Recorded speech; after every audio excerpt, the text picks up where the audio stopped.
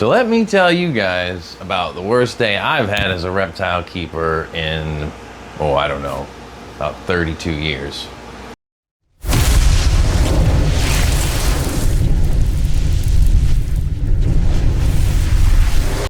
Here's the aftermath of some of it. My poor room.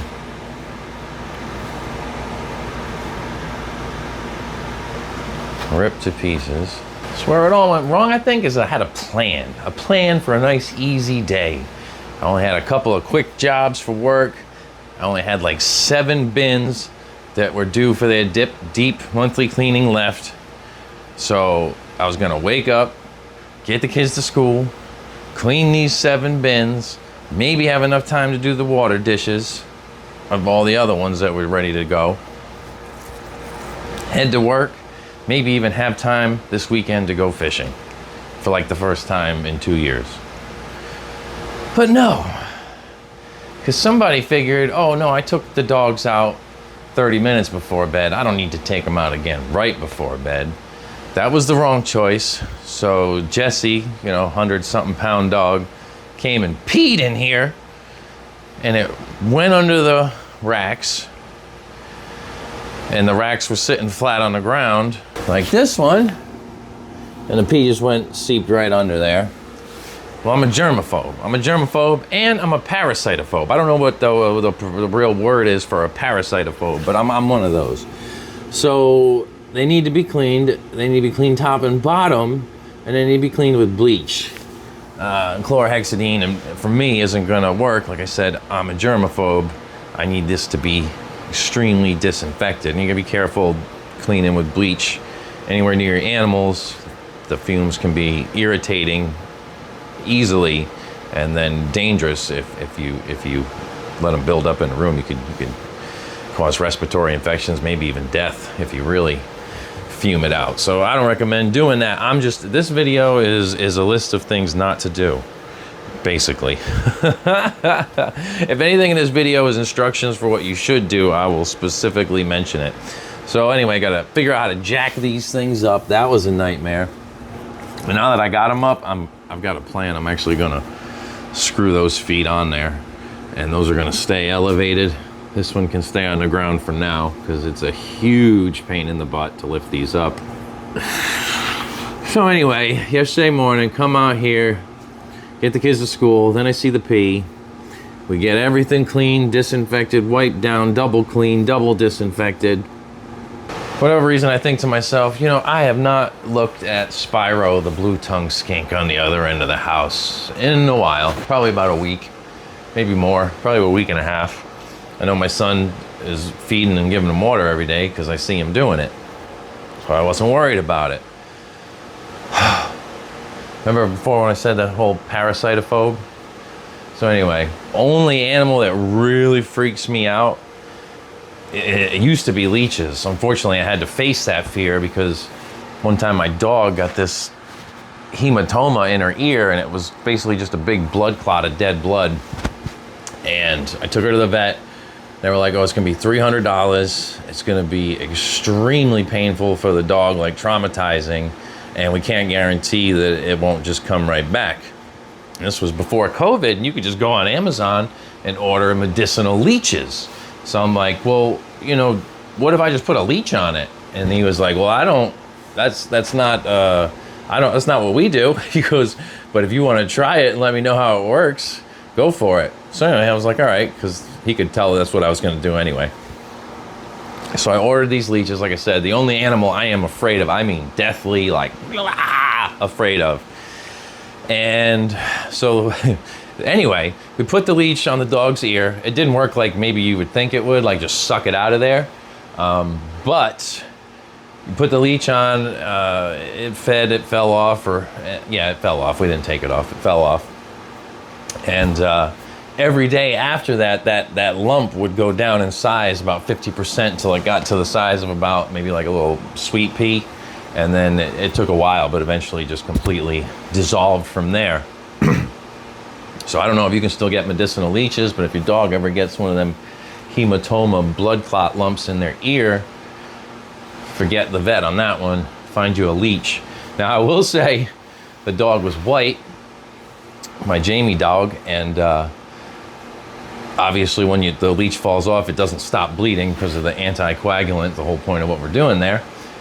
And so she's outside bleeding. It starts raining. The dog is sitting at the back door, just this murder scene covered in blood. It looked so bad. It was really nothing, but it looked awful. Anyway, so 6 months later, whatever, the next time we ended up for a vet checkup, and told him, yeah, man, worked really good. The only problem is now I've got 2 pet leeches that I can't just kill. I can't let go outside. What if they find their way back to me? Oh my God, that would be terrible. So yeah, one of them lived for like 6 months. The other one lived for like a year. Helped me get over my fear of leeches though. So I still don't like parasites. Oh my God, that was quite the tangent. Anyway, all right, so I go to check on Spyro in my son's room. Thank God, all the way at the other end of the house. And I pull him out. I'm like, all right, because he had like a little sore on his tail last time I noticed. So it's the main thing I was looking for. Oh no, I put some antibiotics on it. Non-pain relieving type if you do that. I used it on everything, I'm not gonna lie. Snake looks a little funny. Oh, I just put some antibiotics on it. Oh, it's gone. 24 hours later. All right, so anyway, go in there, look at his tail. Looks okay. And obviously he's a darker colored animal. So I put him down and I look at my hands and I have mites crawling up my hands. And his cage is down on the ground, so I'm down on the ground like this. I look, they're crawling up my feet. So now I'm freaking out. I'm totally pissed. I'm so disappointed in my son, thinking that he hasn't handled or paid any attention to this lizard long enough for this to happen. We're not gonna drag anybody's name through the mud. These definitely could have come not with the lizard. My son could have brought these from a friend's house. I said, well, were you holding somebody else's snakes? He goes, no. I were holding their lizard not about a week and a half ago. There you go. So anyway, blah, blah, blah, blah, blah, blah. Here we go. Now I've got parasites on me, so I'm freaking out.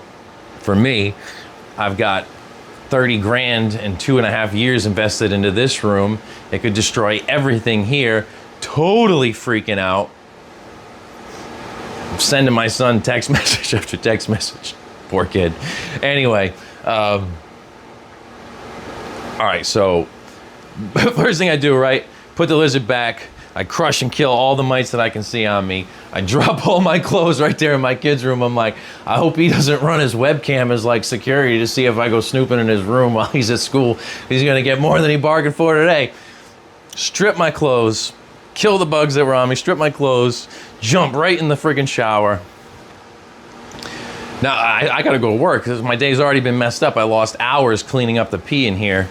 So now I gotta go to work. So I go to work. I lose some money because the second job I had to go to, they wanted me to do more work while I was there. I told them I couldn't. I had an emergency. I had to go take care of poor lizard is suffering at home. I didn't say that, but that's what I'm thinking in my head.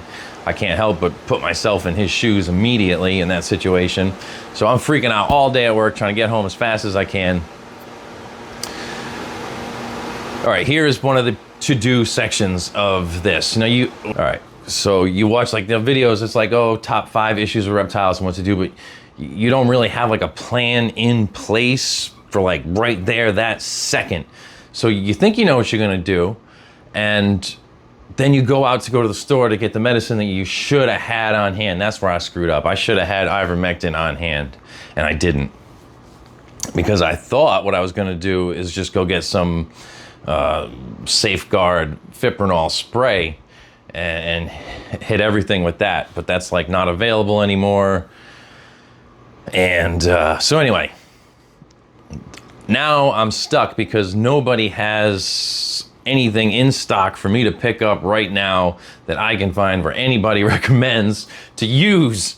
Okay, so get a plan, figure out which YouTuber, which book, whoever you're going by, who you trust, and get the supplies for that plan now. That way, when it happens, you go back, you reference your video, you know, to get the details that you don't remember from when you watched it preemptively years ago or whatever. And you could just rewatch it, get the details, boom, you're ready to act right away. Instead of me, who drove back and forth across town 2 times, going to stores, not finding anything, only to come back with pyrethrin type stuff. All right, so now I'm armed to the teeth, that's for sure. I don't have anything to use on the lizard. So I get home from work, I've got pyrethrin spray for a house, and then I've got pyrethrin spray that you're supposed to put on your animals, but not reptiles, like cats and dogs and stuff. All right, so now, first thing I do is I spray the animal. Don't do this. I definitely gave myself cancer, or best case scenario, I lost years yesterday. So I sprayed my socks because I didn't want them to get on me and follow me out of the hallway.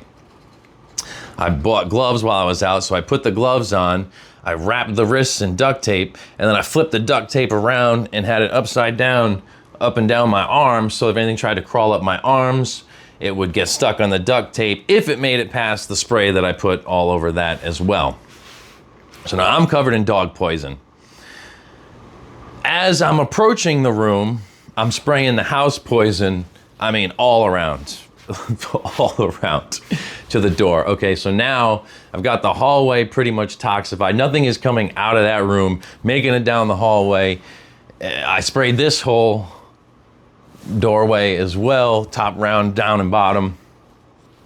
So there's like multiple layers of barriers for these things to have to get through to make it into this room. Now, at this point, I still hadn't checked any animals in this room. I figure I need to attack that, just bomb everything, and then sanitize myself before I even enter this room. I didn't go in this room all day yesterday after the pee incident.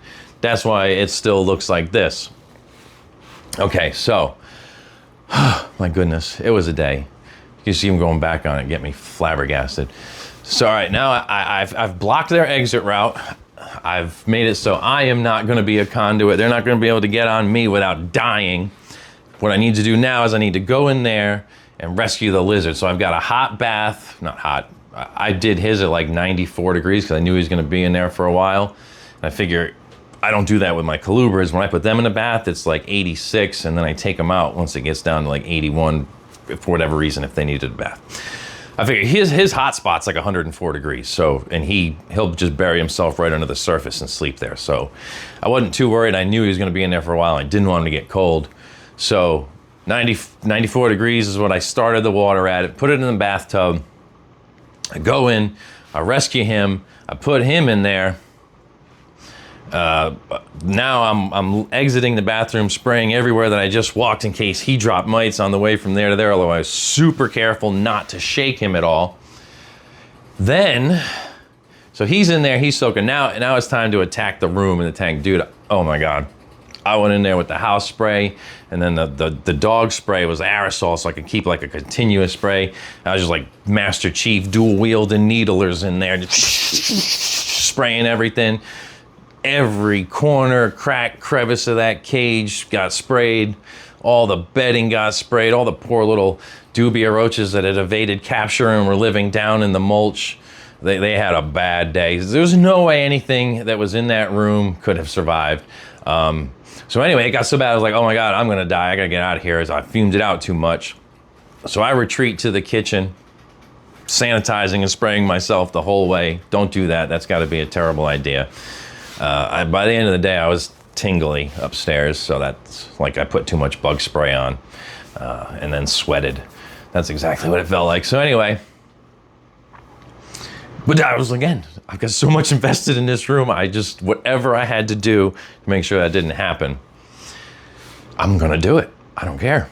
So anyway, now I'm in the kitchen waiting for the room to fume off a little bit so I can get back in there and get back to working on the cage. All of a sudden the fumes start like coming down the hallway. I'm like, oh crap, I bet you the bathroom's too fumey for the lizard. So when I go in there, I grab the tub that the lizard's in, I spray the edges of it in case there was any mites escaping from it, rubbed it with my gloved hands all around the outside, brought it into the kitchen, sprayed a perimeter. So there, now he's good in there. I left him in there while I cleaned and cleaned and cleaned. Then I added some dial to it. Got it a little bit sooty. went back to cleaning. So now this is like hours have gone by because I am just in there cleaning the poop out of everything. I can tell you what's not fair. After getting up in the morning, cleaning the house, getting the kids to school, finding this pee disaster in here, and then be forced to do a deep cleaning on a 16-year-old's bedroom, like right there on the spot. You have to do this right now. That is cruel and unusual punishment, and nobody should ever be forced to do anything like that. So anyway, but that's what I had to do. So he's got piles of clothes. I sprayed everything with that house cleaner. Hopefully it doesn't stain, because all the clothes got sprayed with it. Because he had piles of clean clothes and he had a little bit of dirty clothes on the floor, but they were right next to the tank, so I sprayed the heck out of those. So anyway, got too fumey. Anyway, I don't even know where we are anymore. Got everything cleaned in there. The lizard's in the kitchen. Went in there with the gloves, and I had been going in there rubbing them. I always say, like, you can really build the best relationship with an animal when they get sick, because they really got to put up with some crap.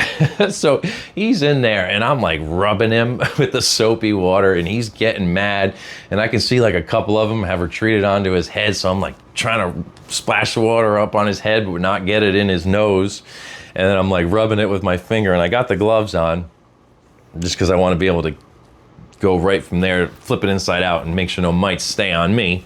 So I got the gloves on, and I'm like dodging his fake bites. And I'm like, oh man, this guy, he could get me.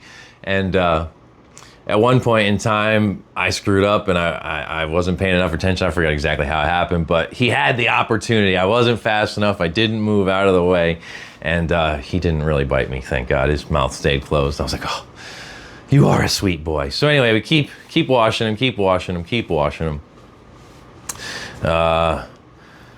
My son comes home from school. I did find somewhere that had some ivermectin in stock, so I sent my son there to get that. He's not 18, so he almost wasn't able to even get it. So the lizard's soaking. He comes home. I got the ivermectin. I put down the paper towels. I do a spray of that in there. Let it kind of fume off a little bit. Put the lizard in there with no water, and okay, so that kind of concludes yesterday. So now here we are today. I finally get a chance, all clean and sterilized, to come into my room. And I'm thinking, I check my animals every single day. I have white racks. Cupcake, I just had her out, and she hasn't shed in like 3 weeks. Look at her. She looks like $1 million. I'm thinking to myself, and I was noticing that when I had her out. I'm like, no way my animals have mites. Look at her, she's gorgeous. This is a healthy animal right here. To look brand new 3 weeks after a shed like that, that's a healthy animal. So I started getting more and more confident that when I came out here today that I wasn't going to find anything. Oh, look at her. She's getting pissed. That's her mad face. Not quite. And you look at her tongue flex barely slow down. Like, you really got to know how to read her. She's a cranky girl. Okay, so anyway. And like I said, so we're coming out here today. There's no mites in this room. Thank Jesus. But we still have to get everything put back together from the PP debacle. Like I said, I've decided I want to keep those risers on there. So I figured out a way to get those on there permanently and slide everything back. While we're out here, we're gonna cut the strips that we need to go into that gap, because Kratos doesn't fit in there anymore. The only problem is he doesn't know it, and he keeps going in there and scratching his back up. My big guy is gonna shed today, so we'll be able to play with each other. He was out this morning. I was squirting him with the mister, so I had to sacrifice my water bottle for the ivermectin, and I sent my son to get a new, just crappy spray bottle from Dollar General so I could get a new pump bottle. And it did like this super fine mist. Like, look at the geckos, how foggy they are. So anyway, he loved it. He's sitting there getting ready to shed, and all of a sudden I'm just hitting him with this mist. He seemed to really enjoy it. Okay, so anyway, like I said, the only other time I ever had mites, I had a spiny tail iguana like, oh my God, like 29 years ago. And he got mites, and I can still remember the bottle. There was like this blue, I'm almost certain it was Zoom Med, like mite off or something like that. I remember it being strong. It must have been because, you know, 12-year-old me without any YouTube was able to cure them with that stuff. So it was probably pretty hardcore. And I definitely didn't come across it at all yesterday in any stores or online. So I don't think they make it anymore. I don't know. Probably improperly used too much. Stuff can be dangerous. All right, so that's today's what not to do video. Aside from the fact of have the supplies for the plan that you plan to use on hand, so that way you can execute the plan when the time comes. And what was the other thing? Be careful when you handle other people's reptiles, not to bring anything home. That's a good one. I feel like there was another thing though. I remember what I forgot to say was you check out our snake maintenance series of videos. It's broken down into daily, bi-weekly, weekly, and monthly chores, what you got to do to keep your animals healthy. It's a bit overkill, but it's good because in real life you don't always get to do things when you want to do things. So if your goal is to change your waters every 4 days, but then you know your kid gets sick or shot in the eye with a Nerf gun and you're in the hospital every other day for a week and then every week for 3 months, you might not be able to get to it on day 4. So you got to go day 5 and even day 6, and you get in there thinking, oh my God, I'm so far behind, I'm terrible. And you open up and you got nice clean water dishes. You know, you're doing your deep cleans every 4 weeks, and oh man, I'm a week behind, and you open it up, everybody's still nice and fresh and clean. So yes, my schedule is overkill. I'm not telling you that's what you should do. I'll never tell you what to do. I'm only going to tell you what I do and why I think it's good. So yeah, going overkill isn't a bad thing because in real life things happen. You can't always get to your stuff when you want to. And then it's good that when you do get to it and you go, oh, okay, everybody's fine and I was overreacting. And just make sure you're strict on yourself and you still stick to your initial schedule. You don't let it slide on purpose. Yeah, but anyway, the point of that was the daily maintenance is to check your snake. You check his water, make sure there's no poop. You grab a spot clean. If you see anything you can grab out of there, and then you just give your snake a good once over, checking for things like maybe an abrasion on the skin, mites, scale rot, whatever there may be. Yep, and that's how you catch things early and they don't become a problem, and you can fix it with just a little dab of antibiotics. Unfortunately for my son, he was just holding that lizard the night before I found the mites, and that means he just didn't know to look for them and probably had the lights off in his room, and oh God, it's so gross. Okay, well, we'll go back to the regular outro now. All right, guys. Since that was not, I got so many videos to do. I still got to do the taming a snake video. That's going to be good because I don't know how that's going to go because we're going to do Princess Zelda and she eats everything. So we're going to see if we can tame a snake that has an insatiable appetite, because that's got to be the hardest one. Scared snakes, you can overcome that, but when they just want to eat everything immediately upon contact, let's see if there's a way to beat that. All right, guys, thanks for watching. Catch you next time. See ya.